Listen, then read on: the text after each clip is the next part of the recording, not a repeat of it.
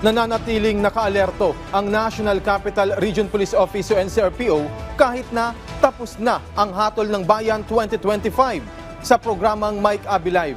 Inihayag ni NCRPO spokesperson Police Major Hazel Asilo na patuloy silang magbabantay hanggat hindi na isusumite ang lahat ng election returns at hanggat hindi na idideklara ang lahat ng nanalo.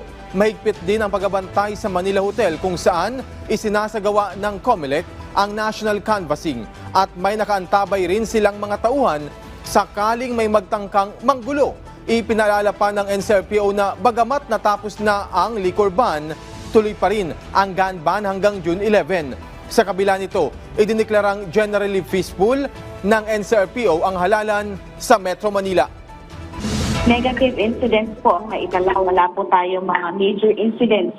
Kaya po ibig sabihin wala pong paguluhan or banta sa seguridad sa buong Metro Manila nung naganap na halalan natin kahapon. Generally peaceful po ang halalan dito sa NCR.